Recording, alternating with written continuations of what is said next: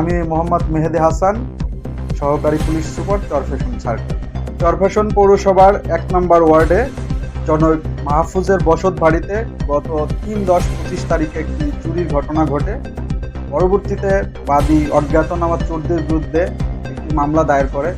ঘটনার পর থেকেই চরফ্যাশন থানা পুলিশ এই চুরির রহস্য উদ্ঘাটন করার জন্য মাঠে নামে। আমাদের একাধিক টিম এবং আমাদের গোয়েন্দা সদস্যরা এই চুরির রহস্য উদ্ঘাটনের জন্য তৎপর থাকে।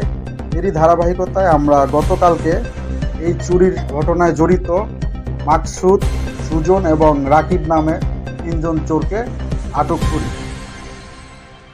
আটককৃত চোরদের মধ্যে মাকসুদ, সুজন এদের বিরুদ্ধে বিভিন্ন থানায় একাধিক চুরির মামলা রয়েছে। তারা পেশাদার চোর চক্রের সদস্য।